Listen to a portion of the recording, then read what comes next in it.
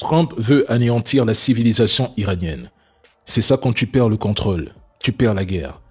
Il a été incapable de plier l'Iran en 37 jours. Il craque et révèle son vrai visage, celui d'une Amérique agent du chaos, déstabilisatrice de pays dénoncée depuis des décennies par des esprits éveillés. Hier, il a même osé affirmer qu'il avait envoyé des armes pour armer le peuple iranien, insinuant que les manifestations étaient infiltrées et orchestrées par des agents étrangers. Il est en échec, il gesticule, il crie, mais il ne détruira jamais une civilisation millénaire, peu importe le volume de ses menaces, peu importe le volume de ses bombardements. L'Iran, lui, prévient. Il va priver les États-Unis et leurs alliés de pétrole et de gaz pendant des années et à jamais si les lignes rouges sont franchies ce soir. L'Iran annonce que la riposte dépassera la région. Partout où les intérêts américains existent, ils seront visés et détruits.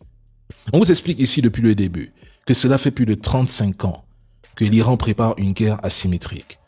Trump ignore à qui il a affaire. L'Iran, lui, sait exactement contre qui il se bat. Et une chose est sûre, l'Iran ne capitulera jamais. Je l'ai dit après l'agression du 28 février et je le répète aujourd'hui. Après cette guerre, quoi qu'il arrive, l'objectif de l'Iran sera clair. L'obtention de l'arme nucléaire. L'Iran est en train d'imposer une leçon inoubliable marquante aux États-Unis. L'Iran démontre qu'avec détermination, un pays ou un peuple peut résister et tenir face à une puissance hégémonique. On écoute. La réponse ce soir des gardiens de la révolution du côté iranien, ultimatum délirant, écoutez. La rhétorique grossière, l'arrogance et les menaces sans fondement du président américain délirant qui découlent de l'impasse dans laquelle il se trouve et qui vise à justifier les défaites répétées de l'armée américaine n'auront aucun effet sur la poursuite des opérations offensives et écrasantes menées par les combattants de l'islam contre les ennemis américains et israéliens et ne répareront pas l'humiliation subie par les États-Unis en Asie occidentale. Avec l'aide de Dieu Tout-Puissant, chaque action que vous entreprendrez ne fera qu'ajouter une nouvelle défaite à vos défaites précédentes. Ils sont deux contre l'Iran. Vous auriez dû mener une campagne rapide, précise et écrasante. Mais cela fait 37 jours de guerre, 37 jours de menaces et de contradictions, 37 jours de propagande, de désinformation qui exposent une réalité. L'entité ne vaut rien sans les États-Unis. Et Trump ne sait pas comment vaincre l'Iran, alors que l'Iran, lui, observe, analyse et étudie les États-Unis depuis plus de 40 ans malgré ses pertes.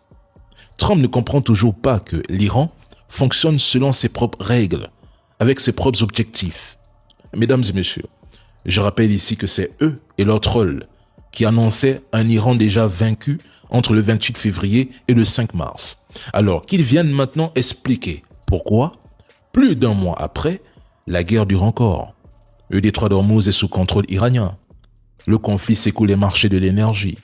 Certains anticipent une récession mondiale en cas d'enlisement.